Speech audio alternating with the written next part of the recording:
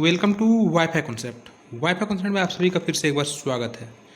तो आपका SSC MTS का 6 फरवरी का पहला शिफ्ट का एग्ज़ाम खत्म हो चुका है और जितने भी प्रश्न यहाँ पर मुझे मिले हैं यहाँ पर मैं लेकर के आ चुका हूँ। ठीक है, करीबन आपका 25 प्रश्न देखने को मिलेंगे, जिसमें कुछ इंग्लिश का भी क्वेश्चन आपको देखने को मिल जाएंगे। ठीक है, और ये जो प्रश्न होंगे आपके, इसका अगर आपको पीडीएफ चाहिए तो पीडीएफ आपको टेलीग्राम ग्रुप में मिल जाएगा। टेलीग्राम ग्रुप में जैसे ही क्लास खत्म होगा आपको पीडीएफ दे दिया जाएगा। ज्वाइन कर लीजिएगा वहाँ पर टेलीग्राम ग्रुप को, आपको पीडीएफ वहाँ प्राप्त हो जाएंगे। ठीक है, देखिए आज का पहला प्रश्न की अगर बात करें तो सबसे पहला प्रश्न यही था कि निम्नलिखित में से कौन सा आंदोलन 1932 में दोबारा शुरू हुआ, यानी कि द्वितीय चरण में शुरू हुआ था। और ये इंग्लिश में भी है और हिंदी में भी है सारा पीडीएफ। ठीक है, which of the following movement was री स्टार्टेड इन 1932। तो देखिए फिर से जो है सविनय अवज्ञा आंदोलन को शुरू किया गया था। आप लोग को सभी को पता होगा। यहाँ पर देखिए यह आंदोलन 1930 में सबसे पहले क्या हुआ था, डांडी मार्च के साथ शुरू हुआ था, लेकिन 1931 में जब क्या हुआ, गांधी इरविन समझौता हुआ था, उसके बाद रुक गया था।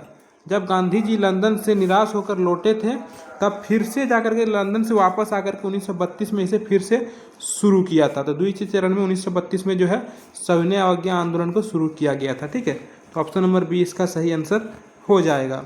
चलिए अगला क्वेश्चन की ओर बढ़ते हैं, और अगला क्वेश्चन यहाँ पर आया था इकोनॉमिक्स से। ठीक है, देखिए इकोनॉमिक्स से एक क्वेश्चन था कि आपका what is deducted from GDP to get GDP MP to get GDP FC, GDP at factor cost. ठीक है, यानी कि बाजार मूल्य पर सकल घरेलू उत्पाद से क्या घटाने पर साधन लागत पर सकल घरेलू उत्पाद प्राप्त होगा। तो देखिए आपको अगर हम बता दें, यहाँ पर जब एक्सप्लेनेशन को देखिएगा तो बाजार मूल्य से साधन लागत तक पहुँचने के लिए करों के प्रभाव को हटाना पड़ता है, यानी कि जीडीपी जो एफसी बराबर क्या हो जाएगा, जीडीपी एमपी माइनस, यानी कि देखिए शुद्ध प्रत्यक्ष कर, ठीक है, माइनस शुद्ध प्रत्यक्ष कर। तो ये हो जाता है आपका इसका सही आंसर। ठीक है, देखिए यहाँ पर ऑप्शन में भी दिया गया है शुद्ध प्रत्यक्ष कर। शुद्ध प्रत्यक्ष कर को आप लोग घटा देते हैं तो इसका सही आंसर निकल के आ जाता। ठीक है, तो वही आपका शुद्ध प्रत्यक्ष कर इसका आंसर होता। चलिए अगला क्वेश्चन आया था एक, कच्चे माल से लेकर उत्पाद की अंतिम बिक्री तक वस्तुओं के प्रवाह को प्रबंधित करने की प्रक्रिया को क्या कहा जाता है। कच्चे माल से लेकर उत्पाद की अंतिम बिक्री तक, यानी कि कच्चे माल के मतलब शुरुआत जो कच्चा माल होता है वहाँ से लेकर के अंतिम बिक्री तक वस्तुओं के जो प्रवाह होता है को प्रबंधित यानी कि मैनेजमेंट करने की प्रक्रिया जो होती है उसको हम लोग क्या बोलते हैं, उसको बोलते हैं हम लोग ट्रेड लॉजिस्टिक्स। क्या बोलते हैं, ट्रेड लॉजिस्टिक्स। देखिए यहाँ पर ट्रेड लॉजिस्टिक्स में परिवहन, भंडारण और इन्वेंट्री प्रबंधन शामिल होता है ताकि सामान सही समय पर सही जगह पहुँच सके। ठीक है, देखिए अगला एक क्वेश्चन आया था आपका एंशिएंट हिस्ट्री से कि who was Seleucus Nicator and during whose reign did his ambassador visit India। ठीक है, सेल्यूकस निकेटर कौन था और उसका राजदूत किसके शासनकाल में भारत आया था। तो सेल्यूकस निकेटर जो है आपका कौन था, सिकंदर के सेनापति जो चंद्रगुप्त मौर्य के शासनकाल में भारत आया था, है ना। सेल्यूकस निकेटर कौन था, वह था आपका सिकंदर के सेनापति और ये चंद्रगुप्त मौर्य के दरबार में रहता था, यानी कि चंद्रगुप्त मौर्य के शासनकाल में भारत आया था। ठीक है, देखिए यहाँ पर व्याख्या, सेल्यूकस निकेटर का सेनापति था और उसने अपने राजदूत मेगास्थनीज को चंद्रगुप्त मौर्य के दरबार में भेजा था, है ना। तो इसका सही आंसर ये वाला हो जाता। एक कॉन्स्टिट्यूशन से क्वेश्चन आया था कि which article of the India constitution provides the procedure for the impeachment of the president of India. देखिए यहाँ बोला गया है कि महाभियोग के बारे में बात किया गया है। भारतीय संविधान का कौन सा अनुच्छेद राष्ट्रपति पर महाभियोग चलाने की प्रक्रिया प्रदान करती है। तो सभी को पता होगा कि अनुच्छेद जो 61 है उसके तहत संविधान के उल्लंघन के आधार पर संसद के दोनों सदनों द्वारा राष्ट्रपति को हटाने की प्रक्रिया दी गई है ना। तो ऑप्शन नंबर सी इसका सही आंसर हो जाएगा। चलिए अगला क्वेश्चन देखते हैं क्या था। तो अगला क्वेश्चन एक क्वेश्चन था यहाँ पर संस्कृति से, यानी कि कल्चर से, कि उत्तराखंड के किस शहर में विश्व प्रसिद्ध कुंभ मेला आयोजित किया जाता है। तो उत्तराखंड के किस शहर में किया गया था? हरिद्वार में। कहाँ पर? हरिद्वार में। ऑप्शन नंबर सी सही आंसर होगा। देखिए उत्तराखंड जो है वहाँ के हरिद्वार में जो है गंगा किनारे हर की पौड़ी पर 12 साल में पूर्ण कुंभ और 6 साल में अर्ध कुंभ लगाया जाता है ना। 4 जगह कुंभ लगता है 3-3 साल के दरमियान में, है ना। तो ये इसका जो है हरिद्वार सही आंसर हो जाता। देखिए एक क्वेश्चन बड़ा ही अच्छा आया था कि आपका what is the weight of the 20 rupees coin. देखिए 20 रुपीज से आपका डेली क्वेश्चन आ रहा है। पिछला भी दिन दोनों शिफ्ट में आया था, सेकंड और थर्ड में, कि 20 रुपीज एक में दिया था नोट के बारे में और कौन जारी करता है, और एक बार दिया था 20 रुपीज कॉइन के बारे में, है ना, कि कब जारी हुआ था 20 रुपये का कॉइन। और यहाँ पर 20 रुपीज कॉइन का वेट पूछ दिया गया है। तो अगला जाने वाले जो भी है कि 20 रुपीज़ को अच्छे से करके जाइएगा। 20 रुपीज़ के सिक्के का वजन कितना है? तो यह होता है 8.54 ग्राम। कितना? 8.54 ग्राम। ऑप्शन नंबर 20 का सही आंसर हो जाएगा। देखिए एक्सप्लेनेशन, यह जो है आपका वित्त मंत्रालय के अनुसार 20 रुपये के सिक्के का वजन 8.54 ग्राम है और यह 12 कोनों वाला होता है। कितना कौन होता है इसमें? 12 कौन होता है। देखिए जो कौन न पूछ दे। चलिए अगला क्वेश्चन था कि who build the famous Shalimar garden of Lahore. प्रसिद्ध शालीमार गार्डन का निर्माण किसने करवाया था, जो कि लाहौर में है? तो यह करवाया था आपका, देखिए मुगल सम्राट शाहजहां ने 1641-42 के दौरान लाहौर में इस गार्डन का निर्माण करवाया था। किसने? शाहजहां ने। तो ऑप्शन नंबर 20 का सही आंसर होगा। चलिए अगला क्वेश्चन की बात करें तो कृषि से एक क्वेश्चन था, किस प्रकार की खेती में रासायनिक कीटनाशकों और कृत्रिम उर्वरकों के उपयोग से बचा जाता है और केवल कार्बनिक खाद का उपयोग किया जाता है?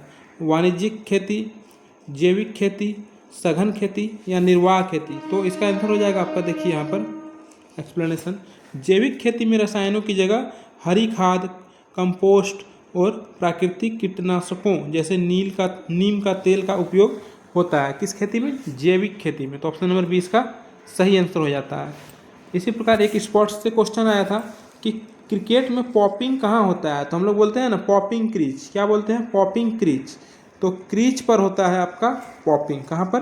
क्रीज पर। देखिए इसका क्या होता है क्रीज का एक्सप्लेनेशन में, देखिए आप लोग कि पॉपिंग क्रीज जो होता है, पॉपिंग क्रीज वह रेखा है जो बल्लेबाज का सुरक्षित क्षेत्र तय करती है और गेंदबाज को नो बॉल चेक करने के काम आती है, यानी कि दोनों तरफ जो रहता है पॉपिंग क्रीज, यहाँ से बाहर अगर गेंदबाज करा करके पैर ले जा करके बॉलिंग करेगा तो नो बॉल हो जाता है ना। और रन लेते समय जो है आपका बैट्समैन को भी इस क्रीज को पार करके ही बैट को रखना पड़ता है, नहीं तो रन आउट हो जाएगा। चलिए एक क्वेश्चन था आपका संस्कृत और धर्म से कि महामस्तकाभिषेक उत्सव किस राज्य में मनाया जाता है? In which state is the Mahamastakabhisheka festival celebrated? तो यह जो है आपका कर्नाटक में। कहाँ पर? कर्नाटक में मनाया जाता है। देखिए यह उत्सव हर 12 साल में कर्नाटक के सरवन बेलगोला में मनाया जाता है। इसमें भगवान गोमतेश्वर बाहुबली की विशाल प्रतिमा का अभिषेक किया जाता है। तो याद रखना है कि महामस्तकाभिषेक उत्सव कहाँ मनाया जाता है? कर्नाटक में। ये क्वेश्चन आज आया था और इसका आंसर हो जाता कर्नाटक। देखिए क्वेश्चन ये भी था कि अंतर्राष्ट्रीय अंतरिक्ष स्टेशन 24 घंटों में पृथ्वी के कितने चक्कर लगाता है? तो 24 घंटों में पृथ्वी के कितने चक्कर लगाता है? आपका 15.5 से लेकर के 16 गुना, ठीक है, तक जो है लगाता है। तो 15.5 से 16 गुना तक इसका सही आंसर हो जाता है। देखिए आपका इंटरनेशनल स्पेस स्टेशन के अकॉर्डिंग जो है 28,000 किलोमीटर, लगभग 28,000 किलोमीटर प्रति घंटा की रफ्तार से चलता है। इंटरनेशनल स्पेस स्टेशन लगभग 28,000 किलोमीटर प्रति घंटा की रफ्तार से चलता है और इसे पृथ्वी का एक चक्कर पूरा करने में 90 मिनट लगता है। ठीक है, एक चक्कर पूछा जाएगा अगर नेक्स्ट शीट में तो 90 मिनट। चलिए अगला एक बायोलॉजी से क्वेश्चन आया था कि मानव हृदय के किस भाग में ऑक्सीजन युक्त, यानी कि शुद्ध, ऑक्सीजन युक्त का क्या मतलब होता है? शुद्ध, जिसमें ऑक्सीजन जाता है शुद्ध होता है और कार्बन डाइऑक्साइड जाता है उसमें अशुद्ध रक्त होता है। रक्त सबसे पहले प्रवेश करती है, तो किसमें सबसे पहले प्रवेश करेगी? सबसे पहले प्रवेश करेगी बायां अलिंद में। किसमें? बायां अलिंद में। देखिए फेफड़ों के शुद्ध रक्त पाल्मोनरी वेन्स के जरिए हृदय के बायां अलिंद में जाती है। इसके बाद यह बायां निलय में जाता है। पहले बायां अलिंद फिर बायां निलय, जहां इसे पूरी बॉडी में पंप किया जाता है ना। चलिए, और फिर कार्बन डाइऑक्साइड जब लेकर के आता है तो कहाँ जाता है? सबसे पहले दायां अलिंद और फिर आपका दायां नीला में, है ना। तो इस प्रकार से फिर कार्बन डाइऑक्साइड जनरेटेड रक्त को लेकर के वो आता है, अशुद्ध द्रव जिसको बोलते हैं। एक आवर्त सारणी से था, देखिए कल भी आवर्त सारणी से था, तो मेंडलिक की आवर्त सारणी को आप लोग अच्छे से जरूर पढ़ लीजिएगा। मेंडलिक की आवर्त सारणी में तत्वों की किस गुण के आधार पर व्यवस्थित किया गया था, तो मेंडलिक की आवर्त सारणी जो है एटॉमिक मास के अकॉर्डिंग, है ना, एटॉमिक मास के अकॉर्डिंग जो है उसको व्यवस्थित किया गया था। तो ऑप्शन नंबर बी इसका सही आंसर हो जाएगा। और आधुनिक आवर्त सारणी एटॉमिक नंबर के अकॉर्डिंग जो है उसको व्यवस्थित किया गया है, ये भी ध्यान में रखिएगा। चलिए एक क्वेश्चन धातु से था, मेटल से, कि पीतल के बाद अंतर्राष्ट्रीय स्तर पर दूसरा सबसे अधिक इस्तेमाल किया जाने वाला धातु या मिश्र धातु कौन सा है, तांबा, एल्युमिनियम, लोहा और ब्रॉन्ज। तो देखिए एल्युमिनियम इसका सही आंसर होगा, ठीक है। एल्युमिनियम अपनी हल्की और जंग रोधी विशेषताओं के कारण व्यापक रूप से उपयोग में जाता है, ठीक है। चलिए एक क्वेश्चन था आपका इंग्लिश वोकेबलरी से, select the one word substitution for a person who believes that God is present in all things, nature and in the universe. तो एक पर्सन हु बिलीव्स, जो विश्वास करता है कि गॉड इज प्रेजेंट है हर एक चीज़ में, प्रकृति में, यूनिवर्स में, हर जगह प्रेजेंट है, उसको क्या बोलेंगे हम लोग, उसको हम लोग बोलते हैं हम लोग पैंथेस्ट। क्या बोलते हैं, पैंथेस्ट, यानी कि सर्वेश्वरवादी, ठीक है। ऑप्शन नंबर बी इसका सही आंसर हो जाता, पैंथेस्ट। चलिए अगला क्वेश्चन की ओर बढ़ते हैं। इंग्लिश से ही एक और क्वेश्चन था, ग्रामर से, प्रीपोजिशन से था, कि the management had to resort dash strict measures to control the covered. तो डैश स्ट्रिक्ट नहीं हो, डैश स्ट्रिक्ट के पहले यहाँ पर क्या लगता, टू लग जाता, क्या, to, resort to strict measures to the control the crowd, ठीक है। तो सी इसका सही आंसर हो जाता, क्योंकि यहाँ पर टी ओ टू लगता है, ठीक है। देखिए एक क्वेश्चन और इंग्लिश से था, कि choose the option that represents the homophone of dear. तो डियर एन एनिमल है, एक एनिमल है, और डियर को ऐसे नहीं लिखते हैं हम लोग, होमोफोन का क्या होगा, DEAR होगा, ठीक है। ऑप्शन नंबर बी इसका सही आंसर होगा। चलिए अगला क्वेश्चन की ओर बढ़ते हैं, खेल से। और एक क्वेश्चन था, इनमें से कौन सा खिलाड़ी अपने आप को सुरक्षित रखने के लिए सिर पर हेलमेट नहीं पहनता है, बल्लेबाज पहनता है, बेसबॉल कैचर ये भी पहनता है, गेंदबाज नहीं पहनता है ना, गोलकीपर भी आपका हेलमेट पहनता है, लेकिन गेंदबाज तो आपका हेलमेट पहन के बॉलिंग नहीं कराता है, तो आपका वो सही आंसर हो जाता। देखिए एक क्वेश्चन लक्षद्वीप से भी था, लक्षद्वीप समूह कहाँ पर स्थित है, मन्नार की खाड़ी, अरब सागर, बंगाल की खाड़ी। तो देखिए आपका लक्षद्वीप जो है ना, ये बंगाल की खाड़ी में स्थित है, कहाँ पर, बंगाल की खाड़ी में। लक्षद्वीप के बारे में कुछ मुख्य तथ्य की बात करें, तो इसकी राजधानी कहाँ है, करावती है, और द्वीपों की संख्या में कुल कितना है, कुल इसमें 36 द्वीप है, जिसमें कि केवल 10 से 11 पर ही आदमी रहता है। टोटल द्वीप अगर बोला जाए लक्षद्वीप में कितना है, तो 36 द्वीप है। यह भारत का एकमात्र मूंगा द्वीप समूह है, यह भारत का एकमात्र क्या है, मूंगा द्वीप समूह है, जो कि अरब सागर में स्थित है। चलिए एक क्वेश्चन और देखते हैं, जो कि आपका इंग्लिश से ही था, इंग्लिश एंटोनिज्म था, direction, select the most appropriate antonym of the given word, depressed. इसका सही एंटोनिज्म चुनना था, डिप्रेस्ड, ग्लूमी, चीयरफुल, मेलांकोली और डाउनकास्ट। तो देखिए इसका जो होता है चीयरफुल, ठीक है। डिप्रेस्ड जो है वह उदास को दर्शाता है, चीयरफुल जो खुशी को दर्शाता है, तो इस प्रकार से चीयरफुल इसका सही आंसर हो जाता।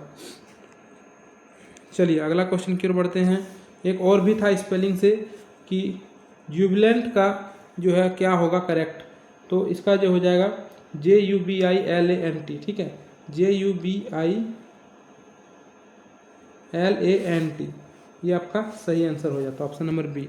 यहाँ पर भी सही लिखा गया है, लेकिन ये गलत दिया हुआ था, इसको सही करके लिखना था, ठीक है।